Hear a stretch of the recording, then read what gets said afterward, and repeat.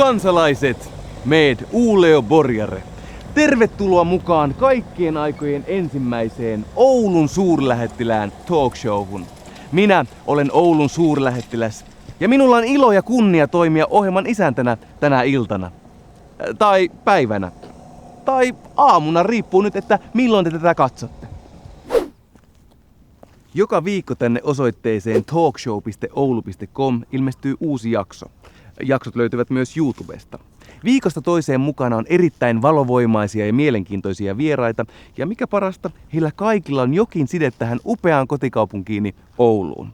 Vieraiden kanssa kisaillaan, visaillaan, puhutaan asiaa ja mitä todennäköisimmin myös asian vierestä.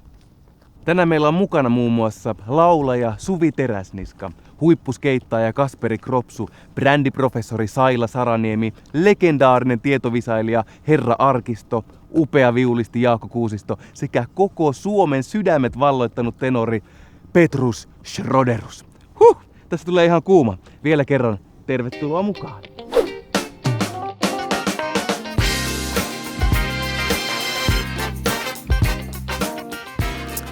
Perillä ollaan. Meidän studio on tänään täällä yhdessä Suomen kauneimmista paikoista, nimittäin Oulun Nallikarissa. Tähän pohjoisen ikiomaan rivieraan pitkine hiekkarantoineen oikein kiteytyy sellainen kiireetön kesä. Kyllä näissä maisemissa kelpaa yhden talkshown juontaa. Mutta kun katselen ympärilleni, niin huomaan, että jotain erittäin tärkeää puuttuu, nimittäin vieraat.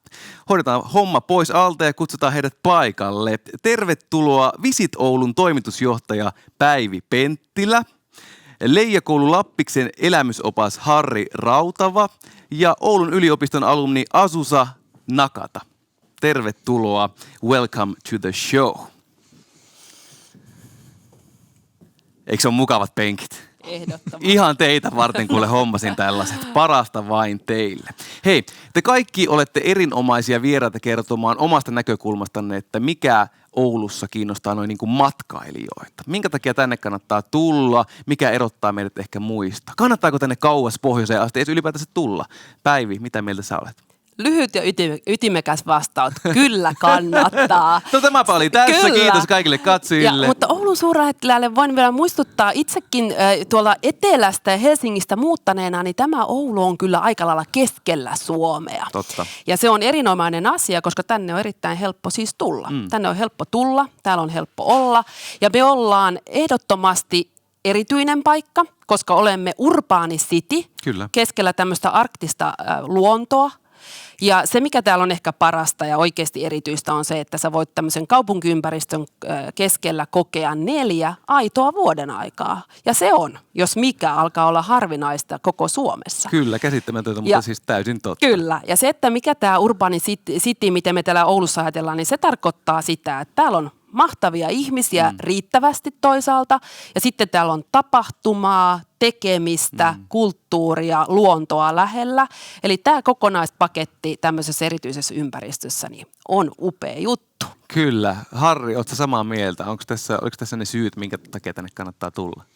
Joo, ja siis se, mistä mä oon itse innostunut tavallaan omien harrastusten pohjalta, on tämä monimuotoisuus, mikä tässä merellisessä Oulussa on, että meillä on tuossa keskustan lähellä upea jokisuisto, jota itse asiassa oululaisetkaan ei ole vielä suurin osa kokenut, joka justiinsa melontaa, suplautailuun, tällaisen niin kuin rauhallisen vesille liikkumiseen on aivan täydellinen, mutta sitten samaan aikaan meillä on tässä 2 kilometrin päässä Nallikari, joka on kuitenkin niin kuin ihan avoin meri, joka on sitten taas tuulilajeihin ja moniin muihin, että oikeastaan missään, mäkin olen paljon maailmalla reissannut, niin missään on löytänyt paikkaa, jossa näin paljon näin hyviä olosuhteita on näin pienellä alueella. Ja sitten niin kuin Päivikin sanoi, se 4 vuoden aikaa. Että sitten tietyissä justiinsa meidänkin lajeissa leijahiihto, niin tosissaan sitten me siirrytään vedestä vain jäälle, mutta pysytään samoissa paikoissa. Ja edelleen ollaan 5-10 minuutin päässä keskustasta, joka on jotenkin kyllä aivan uskomattoman hienoa täällä. Onpa hauska kuulla, että säkin oot kiertänyt maailmalle ja silti sä olet aina palannut takaisin Ouluun. Joo, se on kyllä niin kuin, että monessa paikkaa kun on käyty, niin sitä vertaillaan. Se on harrastajien kanssakin, niin vertaillaan Ouluun, joka on todella koomista. Että surfilajeissa vertailtaisiin ulkomaanpaikkaa Ouluun, mutta ihan rehellisesti sanottuna tämä kestää vertailua. Näin se on. Ja Harri mainitsi just tästä, että kuinka lähellä kaikki on, niin mekin Oulua paljon puhutaan, että me ollaan 20 minuutin kaupunki. Osaan on toki lyhyempikin matka, mutta se on matkailijoidenkin näkökulmasta upea juttu. Eli lentoasemalta hyvinkin 20 minuuttia saat kaupungin keskustasta, tosi hyvien palveluiden äärellä. Kyllä. Meillä käy tosi paljon bisnesmatkailijoita, joka tarkoittaa, että kaupunki on todellakin valmis matkailijoille. Ja sitten meillä on 20 minuuttia kävellen keskustassa, saat upeitten puistojen äärellä tai just täällä Jokisuistossa keskellä upeita kauppatoria. Ja toisaalta 20 minuuttia pyörällä, niin oot täällä Nallikarissa, upean Pohjolan rivieran äärellä. Eli kyllä löytyy ja tosi kompaktissa paketissa. Ehdottomasti. Azusa, you've just graduated from the University of Oulu. First of all, congratulations. Thank you. You came to study here all the way from Japan. How did you end up in Oulu? Well, when I was in Japan, I was working in the school. It's not a normal school, but a kind of place where students study for entrance exam. And then I kind of got interested in education, and Finland is very famous for education. So I decided to apply for university, and then I got accepted from University of Oulu. Okay. So I had been studying education in University of Oulu. Then I ended up being here. How have you enjoyed here? What's your favorite place in Oulu? I really like Oulu. Like to explain, everything is like close and like nature, city, and like this beautiful beach. And especially I like Delta area. Yeah. There are a lot of small islands which are linked with small bridges. So I really like biking, going through these small islands. You're a true Oululainen if you love biking. Yeah, I love. Oulu is a very bike-friendly city. There are no hills. Yeah, that's true. Yeah. Thank you for joining us today, Azusa. Kiitos paljon vierailusta, Harri ja Päivi. Seuraavaksi jotain ihan muuta.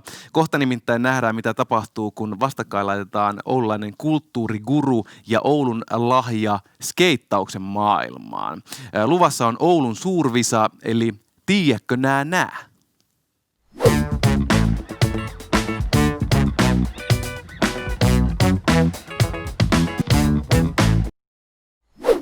Tervetuloa kilpailemaan Oulun kaupungin kulttuurijohtaja Samu Forsblom ja oululainen huippuskeittaaja Kasperi Kropsu. Tänään teille olisi luvassa tietokilpailu. Te tuutte vähän eri taustoista. Toinen tulee musiikin maailmasta ja toinen skeittauksen maailmasta. Mitä luulette, kumpi tässä kisassa nyt on niin kuin vahvemmilla? Kyllä mä mietin maan nopeutta, että Kasperi skeittilaudulla semmoista 15-20 kilometriä tunnissa, niin vaikka meillä on ikäeroa, niin hän on ehtinyt näkemään paljon enemmän kuin minä pelkästään nopeuden ansiosta. Erittäin hyvä pointti. Uskotko sä itsekin, että sä viet tän helposti? Jaa, itse on kyllä noiden vuosien kannalla, että hänellä on muutama enempi, että voi olla toistepäin. Katsotaan. Teiltä kysytään siis 5 kappaletta Ouluun liittyviä kysymyksiä, ja se kumpi saa enemmän oikeita vastauksia, niin luonnollisesti voittaa. Ja mitäkö se voittaa se tyyppi? No hän voittaa mainetta ja kunniaa, koska se nyt oli halvempaa kuin autot ja etelän loma. Sitä paitsi kuka tältä Oulusta nyt yhtään mihinkään haluaisi edes lähteä. Häviäjäkään ei kuitenkaan tänään lähde tyhjin käsin. Häviäjä saa mukaansa unohtumattoman kokemuksen. Voin tässä vaiheessa paljastaa, että se tulee olemaan aika viilentävä se kokemus. Meidän talkshown ensimmäisen jakson kunniaksi mä halusin jotain erityistä tähän osioon. Ja sen takia mä kutsuin paikalle Oulun maineikkaamman tietoviisaan. Miehen, joka tietää kaikesta kaiken ja vielä vähän enemmän. Annetaan isot aplodit meidän ikiomalle, herra arkistonakin tuntemallemme Eero Ylitalolle. Tervetuloa, Eero. Kiitoksia, herra suurlähettiläs. Mä pidän tuosta teidän tyylistänne. Ei mitään ylisanoja eikä liioittelua, vaan silkkaa faktaa. Kyllä. Minä pyrin puhumaan pelkästään asiaa. Homma menee näin. Herra arkisto kysyy teiltä kysymykset ja vastausvuoron saa se, joka ensimmäisenä töräyttää pöydällä näkyvää torvea. Onko ymmärretty? Ei se mitään, mennään silti. Kilpailu alkaa, kun Eero, herra arkisto, kysyy ensimmäisen kysymyksen. Joo, hienoa, että teillä kävi hyvä säkä, kun pääsitte toiseen vastaan, niin vain toinen teistä häviää. Nimittäin jos te kilpailisitte minua vastaan, niin molemmat häviäisivät. Mutta aloitetaanpa helpolla. Helppoihan teille pitää olla. Kysytään, että kuka on Ottakapa tästä nämä torvet käsiin. Töräytätte siis, jos tiedätte, kuka on Oulun kaupunginjohtaja. Taisipa Samu töräyttää ensin. Päivi Laajala. Vastaus oli täysin oikea. Samulle 1 piste. Ensimmäinen piste Samulle. Hyvä. Vahva aloitus. No niin, Päivi Laajalahan on paitsi Oulun kaupunginjohtaja, niin hän on toiminut kaupunginjohtajana eräässä Oulua vähän pienemmässä kaupungissa noin 15 vuotta sitten. Missä? No, Samu yrittää taas. Kannus. No, hyvänen aika. Tämähän menee ihan sukkana tämä touhu. Ai, Vastaus on oikea. Toinen piste sieltä. Ei hätää, Kasperi. Kaikki on vielä mahdollista. Nyt vaan nopeasti töräytä torveen. Tiesit tai et. Kolmas kysymys. Kolmas on sitten semmoinen helppo kysymys, johon on 50% mahdollisuus vastata oikein. Eli kysymys kuuluu totta vai tarua? Ja oikea vastaus on jompikumpi näistä. Totta vai tarua? Oulun suurlähettiläs ja putoustähti Ernst Erkku Lowson oli ensimmäinen televisiossa esiintynyt oulusalolainen. Totta vai tarua? Oho, ei ollutkaan niin helppoa. Tässä nyt on 50-50 mahdollisuudet. Nyt Kasperi kannattaisi töräyttää sitä torvea. No niin. Tarua. Aivan oikein, se on tarua. Tässä kuvassakin on eräs, joka on esiintynyt TV:ssä ennen Ernst Lowsonia ja tietojeni mukaan, olikohan se jo 60-luvulla Oulun nuorisoseura osallistui pitäjien parhaat kilpailuun, että ei Erkku mikään ensimmäinen ole. Ei lähelläkään. 2-1 Mutta tilanne. Sitten mennään 4. kysymykseen. Kuka urheiluvaikuttajanakin tunnettu poliitikko tai poliitikkonakin tunnettu urheiluvaikuttaja on sanonut, Oulu on kaupunki keskellä ei mitään? Oulu on kaupunki keskellä ei mitään. Kuka on sanonut näin? No, ei tunnu tietoa eikä arvauksia olevan. Annetaan vaihtoehdot. A. Hiihtoliitonkin puheenjohtajana tunnettu Esko Aho. B. Jääkiekkoliiton puheenjohtajana tunnettu Kalle Kummola. Vaiko C. Palloliiton puheenjohtajana tunnettu Sauli Niinistö. A, B vai C? No, kyllä mä lähden sitä B:tä veikkaamaan, että pikkusen tämmöistä niin kuin ilkeää touchia löytyy sieltä. Eli veikkaat Kalervo Kummola ja se on täysin oikein. Kalervo Kummolahan näin sanoi. 3. piste Samulle, onneksi olkoon. Tämä Peli tarkoittaa päättyi sitä, että näiden 5 kysymyksen jälkeen Samu Forsblom voittaa kilpailun pistein 3-1. Erittäin tiukka kilpailu, mutta sieltä tuli kuitenkin varmaa tietoa sen verran. Ja nyt päästään minun lempiosuuteeni, eli häviäjän rangaistukseen. Siihen syyhyn, minkä takia me tänään täällä edes olemme. Samu, ole hyvä. Saat ottaa toisen ämpäri käteesi. Tuo lippis näyttää kalliilta. Oletko varma, että haluat pitää sitä päässäsi? No niin, lasketaanko me, että 3, 2, 1 ja sitten mennään. 3, 2, 1. Noin! Miltä se tuntui? Tässä kesäsäässä niin oikein virkistävältä. Virkistävältä tässä kesäsäässä, sanoo hän. Nyt me mennään kuitenkin tunnelmasta ihan toiseen. Me päästään nimittäin nauttimaan musiikista, kun viulisti, säveltäjä, kapellimestari ja Oulun musiikkijuhlien pitkäaikainen taiteellinen johtaja Jaakko Kuusisto esittää meille Unto Monosen säveltämän teoksen Tango meren yllä. Jaakko Kuusisto, ole hyvä.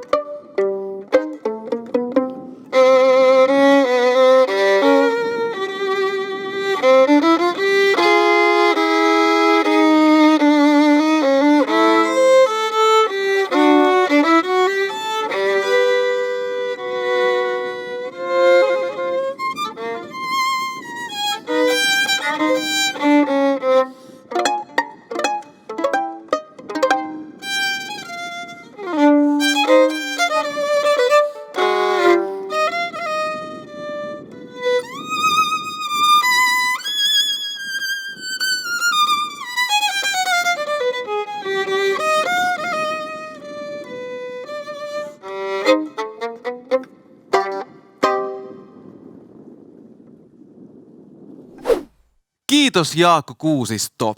Kun mulle ehdotettiin omaa talkshowta, minulla oli vain yksi ehto. Haluan tehdä ainakin yhden haastattelun saunassa.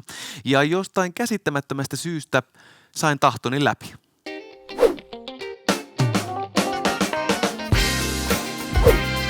In Finland, we have this thing called reilu meininki. But in Oulu, we have Suomen paras meininki. Ja tämä tiedetään myös maailmalla, ja siksipä Oulu kiinnostaa vuodesta toiseen kansainvälisiä korkeakouluopiskelijoita, työnhakijoita ja huippututkijoita. Ja heitä minulla on tänään täällä 3 kappaletta haastateltavana. Nyt on sellaiset tittelit, pitää ihan luntata. Professor and Scientist of Oculus Virtual Reality, Stephen Laval.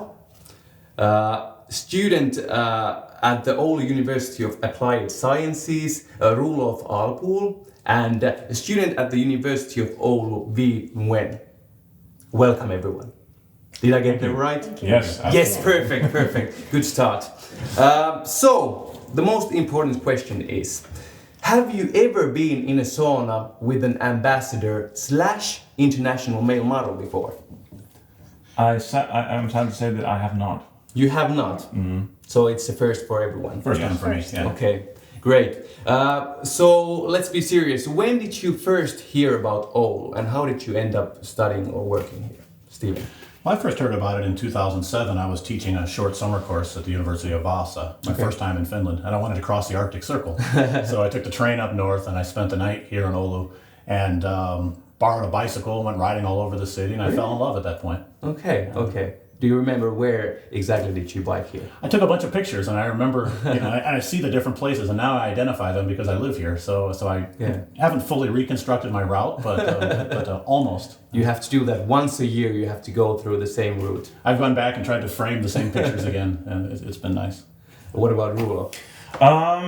My first time was 2007 as well. I actually heard about it on the internet from some people who claim to live here. I didn't really know that much about Finland at the time, other than the previous year they won the Eurovision Song Contest. So never forget. Never forget. And about a year later, after visiting a couple of times, I decided to move here with my then girlfriend, now wife. Yeah. And that's about 12 years ago now. So. Okay, great. What about V? Yeah, I think my first time was 7 years ago. I wanted to come to Finland to see Santa Claus. Yeah. And Oulu was the nearest city with a university, so I decided to come here. Okay. Yeah. Did you ever get to see Santa Claus himself? Yes, I have. Twice. Twice? Twice. You're very lucky. Yeah. Do you think that there's something different about Oulu compared to other university cities? Is there something unique about Oulu? One thing I really like about it is that it's very tightly integrated with the community. It's a good medium-sized city, and the university is very large as well. And there's a lot of careful integration back and forth. Like if I want to propose some new technology, there's people in the city who are willing to experiment with it. Yeah. Likewise, if people in the city have some idea, like maybe they want to use virtual reality, for example, then they'll come to us and we can make nice collaborations. And I think that kind of cooperation is very nice. Okay, cool. What about you? Well, Stephen raises some interesting points there. There's a lot of cooperation between normal people, the universities, and businesses here. And I think on a larger scale than other places, even in Europe, where you would expect this cooperation to be there. And also as a Dutch person, I have to say that affordable housing is always a huge plus. Of course. What is the situation like in Holland? Well, you're going to have to pay through the nose and probably take a couple of loans to actually get any housing at all. So, really? Unless you have really rich parents, it tends to be a problem, especially if you go to like Delft and Eindhoven and stuff like that. Yeah. Even though I don't know why anyone would to live in Eindhoven. What about V? What is unique about Oulu? I think for me it must be the people. Well, at least for most of the people that I come into contact with are the people from the university. Yeah.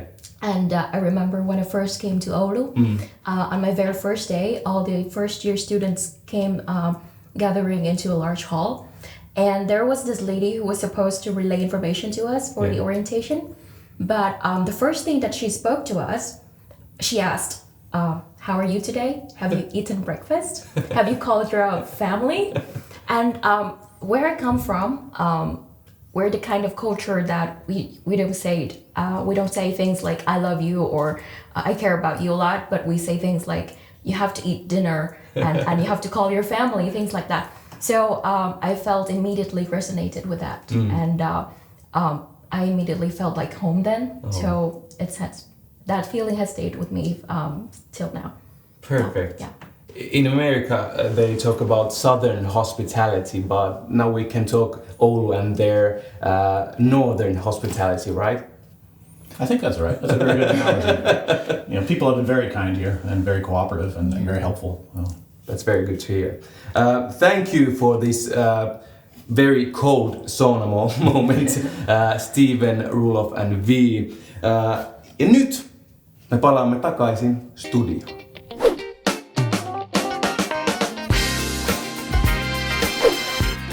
Kiitos vain, vähäpukeinen versio itsestäni.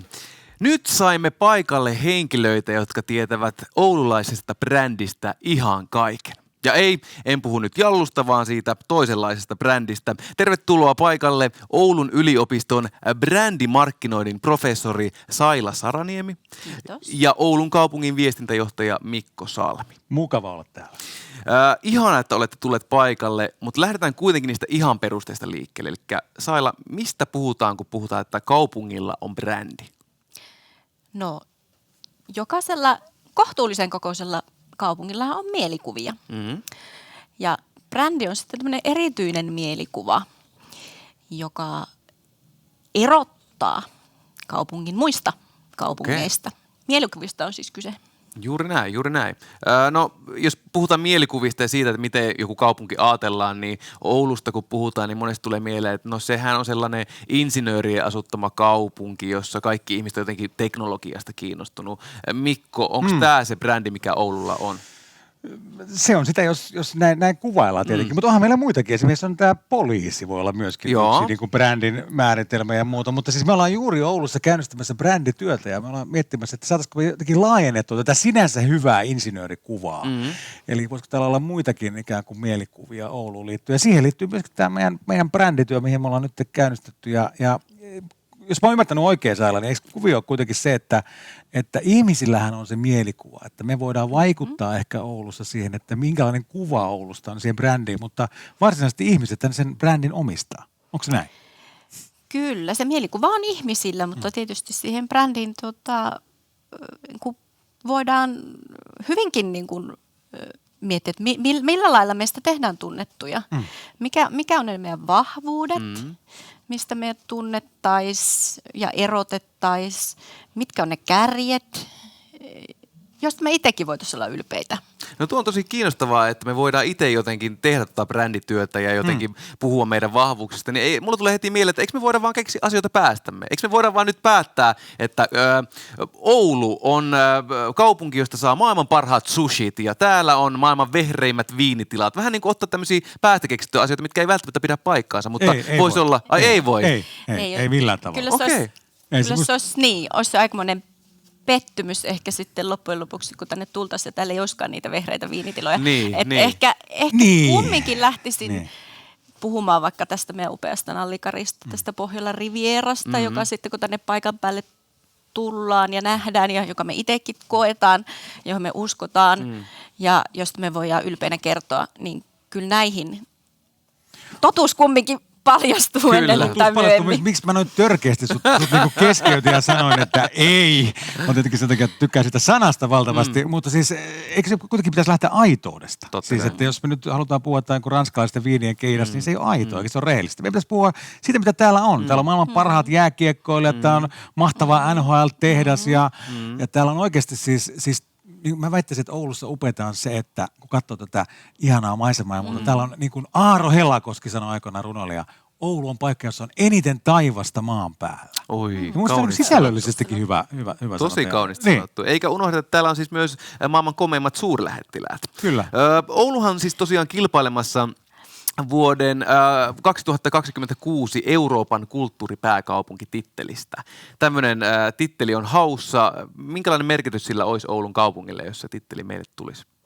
No olisi se aivan upea, että kyse on kuitenkin yhdestä Euroopan merkittävimmistä ja tunnetuimmista tämmöistä tapahtumakokonaisuuksista, joka ei ole sitten pelkästään tapahtumia, vaan ihan semmoista sitä aitoa kehittämistä ihan sieltä ruohonjuuritasolta tietenkin sitten isoihin jopa spektaakkelimaisiin tapahtumiin, joka tuo sitten erilaiset kulttuuritoimijat yhteen. Niin siis kesällä 2021 valitaan tämä Euroopan kulttuuripääkaupunki vuodelle 2026, joka on siis yksi kaupunki Suomesta. Kyllä. Ja mä väittäisin jopa näin, että tämä on niin kuin elämän ja kuoleman kysymys Oululle. Ihan nyt on oikea asenne. Nyt sitä otetaan vakavasti. Nyt on nimenomaan, että jos Oulu on Euroopan kulttuuripääkaupunki vuonna 2026, niin tämähän nousee siis valtaviin sfääreihin ja kukoistuksiin. Se vastaisi vähän samaa asiaa kuin, että Suomi voittaisi ensi kesänä Euroopan jalkapallon mestaruuden.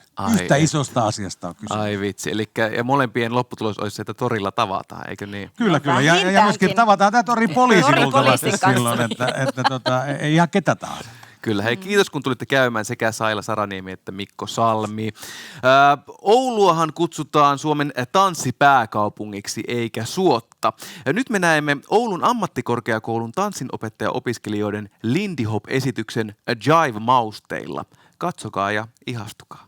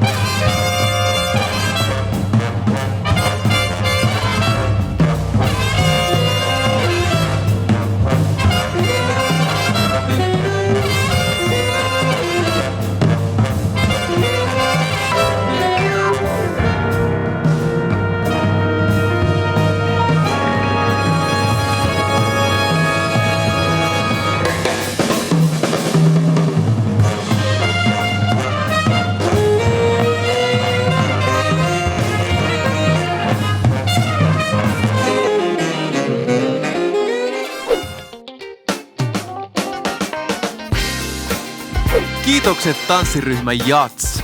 Seuraavaksi me hypätään Potna-Pekan kyytiin. Ai, mikä on Potna-Pekka? No, kohta näette.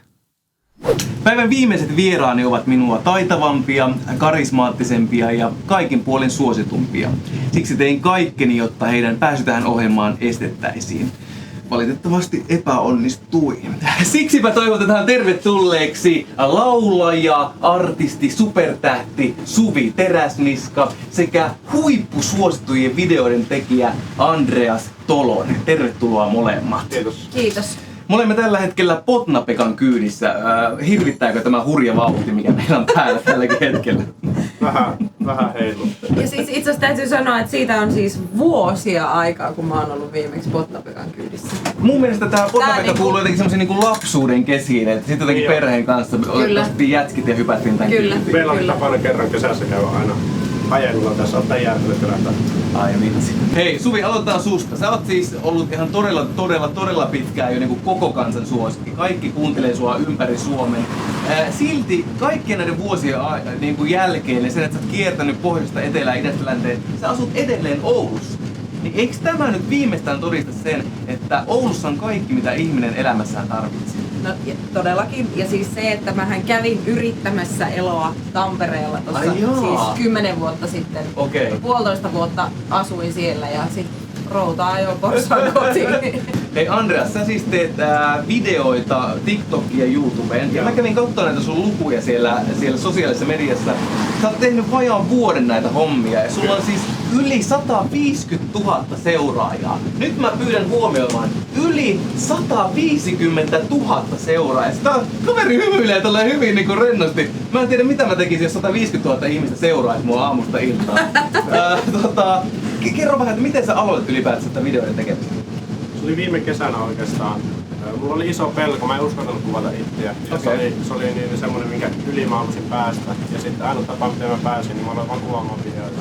Ja sitten oikeastaan lähti. Tuommoisella määrällä seuraajia, kun 150 000, niin sehän niinku alkaa olla jo enemmän kuin harrastus. Eikö se ala olla vähän niinku ammattimaista? Sun pitää oikeasti tuottaa sitä sisältöä sun seuraajille. Niin minkälaisia tavoitteita sulla on noiden videoiden tekemisen suhteen? Videoissa mulla on oikeastaan, niin kuin, että pystyy tulevaisuudessa tekemään sitä ja sitten niin, kun sitä tekee ahkerasti, niin kyllä se on myös mahdollista. Joo.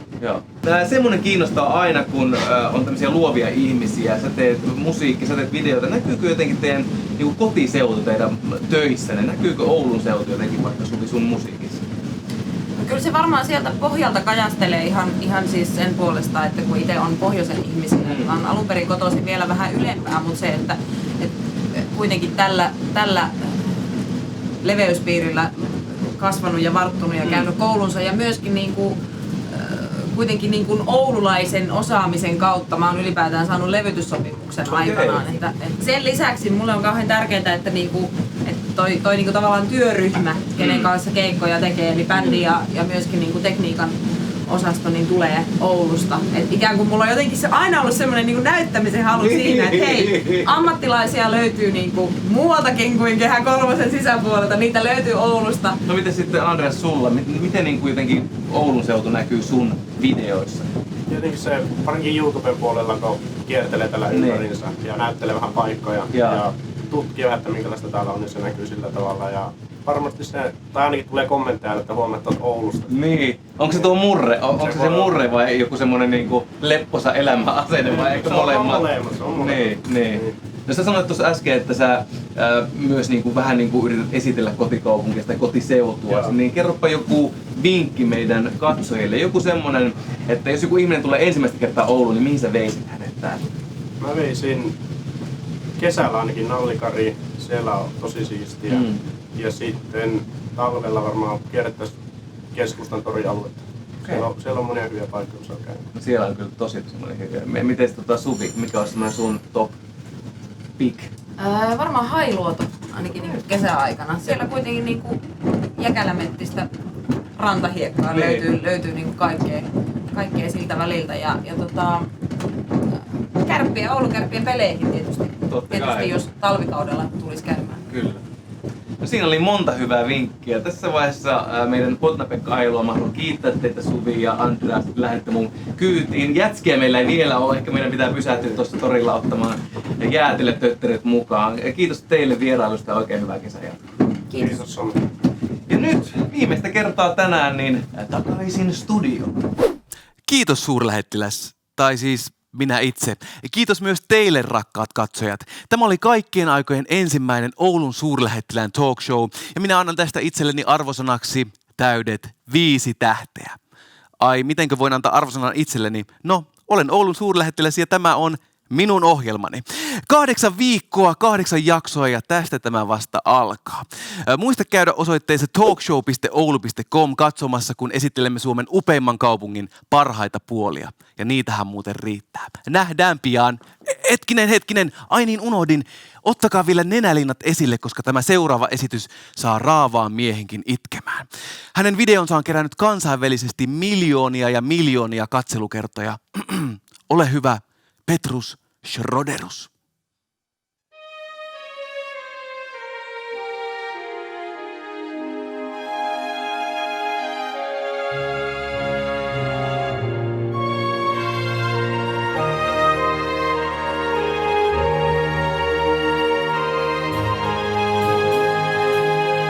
Che bella cosa